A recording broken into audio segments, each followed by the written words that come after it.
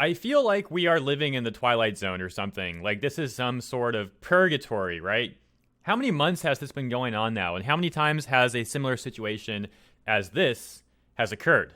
That being that someone on Kick Vic comes out of the woodwork, makes some ridiculous claim up against Vic Mignogna.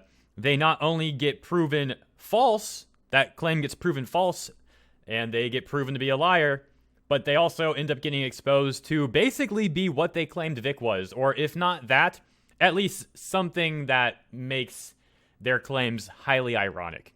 This has been going on fairly often over the months, and now today we have it again.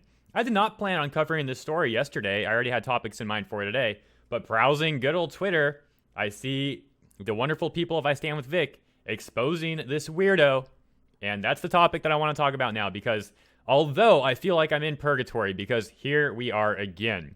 A weirdo says some weird stuff about Vic and ends up just being a weirdo themselves, right? And I'm using terms that are relatively nice here. I'm trying to be pretty mild about all this. But honestly, it is getting a bit annoying that these people continue to come out of the woodwork and just spread lies, straight up lies. And Kick Vic doesn't ever seem to acknowledge the lies on their side. It's like they just get away with it. And before we get into the video itself, I want to make a very important point right now. I've had people contact me over the months saying how, we've got Vic, we've got this case going on now, the GoFundMe's been going well, and they're going to step away. First of all, if you ever have to step away, absolutely, I support you in doing that. I always have said over all these months, take care of yourself first. You can't neglect yourself. Like this stuff that we're doing, person to person, it's pretty important stuff. Maybe it's not important to you. To some people, it's very important. To me, it's very important. But the point is, you can't involve yourself in this stuff if you don't also take care of yourself. So take care of yourself first. But that said, this is more important than simply the lawsuit. I was thinking about this a lot the last few days. The lawsuit currently is really only, as you guys know, going after Funimation, Monica, Jamie, and Ron. If Vic wins hypothetically against all those parties, that's going to be wonderful and freaking amazing, absolutely. However, what about all these random liars? What about these weirdos, these other voice actors that are involved in this whole situation? That litigation won't really do anything to them. You know how these people are. Their opinion's not going to change because of that. So if Vic wins the lawsuit against all the parties involved, there's still going to be a bunch of people that are getting off the hook. Who can keep those people held responsible somewhat? The fans. We will remember. We will remember what they did. We will not forget. And that's going to be with them. Whether they are involved in the litigation or not, the fandom will not forget. With that said, whatever your role is in fighting for Vic or fighting for due process, or just being involved in what's going on for whatever reason it is, understand that your involvement is highly important, maybe so much so that you are even underestimating how important your involvement is. We have accomplished a lot, but there is still a lot more that we can accomplish, and it is an honor to be a part of all of that with you. One more final point before we get into the actual news report in this video. Thank you so much for your patience. About the furry thing, let me make this clear, because I know there are some furries in our community, and I'm not trying to take shots at furries. If the author here was an NSFW author, just straight up, I would still be taking the same approach in this video. It just so happens that not only are they an NSFW artist, it seems, but there's also some furry themes or something in their books. I don't really know how that whole fandom works. Maybe the comments, maybe you guys can explain this a little bit more to me if you know. But here's my take on it. The fact is, this person makes lies against Vic, and you know the kind of lies that they perpetuate. You know what I mean. They make those kind of lies about Vic. And then here is this person who's lying about this stuff that's actually an NSFW author. It's just ironic to me, and the furry thing is only describing their work a little bit more, so you'll see in a moment. Now, let's get into the video.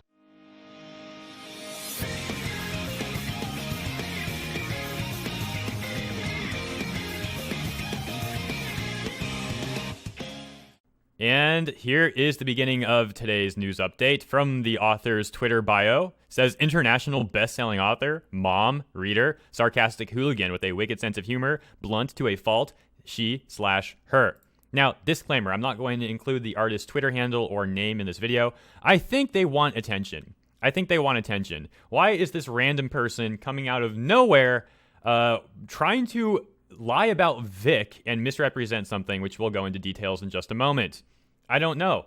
But I do know that they are apparently an author, so there you go. Maybe they're trying to get some attention, in which case we're not going to give them that attention, but we will laugh at the nonsense that they put out there. So here comes the lies that I keep referring to. Here is a picture that Twitter user posted that reads, "So this is, I really think you need to take a step back and reevaluate why you seem to support someone who likes to do things like this to women.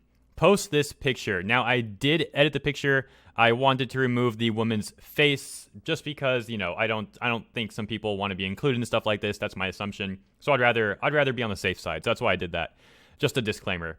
So what's with this picture? There's got to be some more context, right? Well, you're right if you think there is, and we're going to get into that in just a moment, because what's going on here is a blatant misrepresentation.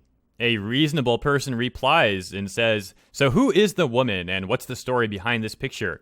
If there's so much solid evidence, how come there wasn't any in the TCPA?" Good question. TCPAs at that. It's not like KickVic ever used someone's positive experience with Vic and changed the narrative. Oh, wait, they did. Yes, they certainly did. And that's happened over and over and over again throughout this whole thing. Which, quick breakaway, takes me back to the point I was getting at in the beginning of this video about you maybe having a more important role than you even realize. Maybe you realize how important it is, but maybe not. Some of these people might not end up in litigation, so it is going to be up to you to remember the things that they did. And here's where the lies seem to just continue pouring in. So the author then writes, "This was an auction for a K to the I to the S to the S. No one bid, but one guy for $20. No one wanted to take Vic up on it, so the girl was put up there to accept it. She didn't want it. When she walked away, she said it was disgusting." This is from OniCon 2008 during halftime of the cosplay contest. Well, what if there happened to be video footage of that event?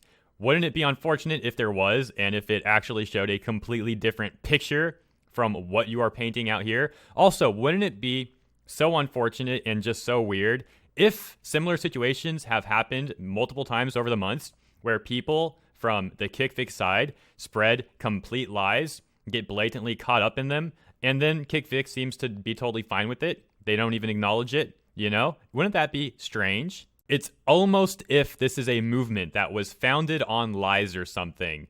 Almost like it was founded on lies entirely. And that's why whenever they get caught in a lie, their side doesn't even react or care because they're not surprised. This is, to them, to be expected. They don't take any issue in lying, it seems. Even when they actually might know that there's evidence out there, they seem to still lie and think that they won't get caught. It's a very, very strange situation. Again, it seems like this whole movement was founded on lies, and that's why they never care when they get caught. And I think that's why some of the KickVic people over the last few months or so have started flipping the script a little bit. Not all of them, but some of them, right? Some of them are now spreading this narrative of, well, even if Vic wins the lawsuit, he won't get his jobs back, so ha ha ha ha. There's literally some people out there saying that. So it's very obvious. They don't care about the people they pretend to care about. You know, the Vic, to me, the people like Vic Mignogna, the people who have actually been wronged, they don't care about those people. They just care about hurting Vic. That's all this has been about from the beginning, in my opinion. Anyways, the reasonable Twitter user then responds saying, "So she knew she would be involved in an interaction, but went up there anyway? Sounds awkward, and yes, even a bit gross, but that doesn't sound like what you're claiming it is. So why didn't the convention shut it down? Why was there even an auction? Who was in charge?" So many questions. And the author's response, yes, it is. Those are questions that should rightfully be asked, and you shouldn't be defending Vic. He should have seen her visual cues and said nope. Except if this whole thread was misrepresenting what occurred. So the author claimed that this was an auction, again, for a K to the I to the S to the S, and that no one bid but one guy for $20. Well, let's see. We have a surprise charity auction going on, really. So no, first of all, this was an auction for charity. This was not an auction for a K whatever, right? So misrepresentation number one. The second claim is that no one bid but one guy for $20. No one bid except for one guy, and it was $20. So that would imply that no one was really interested at all, right? If no one's bidding. So let's take a look. Whoa, 310. Lots of people cheering and clapping like they're very interested and bidding apparently way more than 20 if that 310 means $310. More bids coming in right now. 410 bid there. 410 bid. So 2 people bidding, crowd going wild, paints a way different picture than what you claimed in your tweet. Finally, we have the woman going up front with Vic. Look at that. He has his arm out, offering for her to come up. Was not forced like the tweet implies. Again, the tweet says she didn't want it and she was put up there to accept it. Well, take a look at this. Doesn't look like that's the case, does it? Looks like she's very happy. She even is like speechless for a second. She says, oh my gosh, or I think it was her. To be fair, it's very loud. Someone close to the camera said, oh my gosh. However, I'm not going to show the rest of the clip because there's a reason why I blocked the woman's face out earlier on in the video. I don't want to involve her in this whole thing. Like, this is from 2008. I don't want to be dragging her into this, kick Vic nonsense 11 years later. I don't know anything about her. I don't know if she would want that. So I am not going to show the rest because you can see her face more clearly. And showing that would completely ruin the point of me, not having that information in the prior photo. But let's, in finishing this video, go back to the author a bit and talk about some of their work like I mentioned we would do. So before we get into the debatable furry stuff, they do have a book that is certainly NSFW titled The Bodyguard and the Dom. Interesting, right? This person lying about an encounter Vic had that was an innocent encounter is an author for NSFW books. Fan fictions, maybe. Who knows? Now, again, if you are into that stuff, it's fine. The reason why I'm pointing it out in this video is because this person lied about what occurred with Vic and misrepresented the context of something innocent to something not innocent. And then here they are actually writing things like that. So it just paints a much fuller picture. So there's that. And then here's where the furry stuff comes into play. Now, again, I don't know about the furry fandom. I don't know if this is actually furry. But apparently in these books, the characters can shift from human to animal, and then they have interactions as both or something. Yeah, here's the bio from this one book titled Omega's Heart. When the wolf is away, 5 years ago, Max Reaper walked out of Cole Silver's life forever, leaving behind a broken Omega. Cole doesn't believe in relationships anymore. He keeps to himself, leading a solitary life until stumbling upon an injured human, Jasper Hill, and an instant attraction between them both becomes an unbreakable bond. There is no choice. Cole must claim the man as his own. Cole is a wolf, though. Cole is a wolf. I don't even think this one is a shifting one, actually. When Max returns to take possession of what is rightfully his, a situation he'd never imagined greets him. Angry with himself and with his mate's betrayal, he wrestles his wolf, who demands he take action to claim his mate. But will he be able to accept Cole's new human companion? So wait, this is literally about... I don't even know, guys. Is this about Is this about two wolves in a relationship that a man that... Oh my gosh, I don't even know, guys. 100% transparency here. I was going to go over another example, but after reading that one out loud, I just can't do that to myself, and I can't do that to you, the viewer, as well. So I'm going to wrap this video up right now. Our Discord server has almost 4,000 members. It would be awesome to hit that number, and you can help us get there by joining in the link below. It's open to the public, and not only would you be helping us hit a great milestone, but you would hopefully also greatly enjoy your stay. Now some shoutouts for the wonderful people who helped promote my last video on Twitter, and we got 20 for this one. So I'm going to be sitting here for a minute. Let me get a sip of coffee. Here we go. And moving down the list, thank you so much. Spin Master Rockta, Lancaster Kid, Levon Cena, Robin G, Cross Culture Hero, Agu Sama, Random Fandom, Matt Bennett, Genius Professor Glitched, Mr. Anime 343, Blasian Domo, Sword Yoshi, Dark Psychic Dragoon Bunny Girl, heck of a name, Joshua B, Twice Baked Potatoes, Celtic Wizard, Emerald Dragon, Crispy Noken, No One Important, and Clovis. Thank you all for your support. It certainly does help. like what we do here on the channel and want to support by getting some cool merch, take a look at the Teespring link in the description. We have 2 mugs and a premium t-shirt available in multiple colors for all of those. And that's it for this video, my friends. Again, I hope you enjoyed. I know this was a bit of a strange one, but I hope you enjoyed, and I'll catch you next time.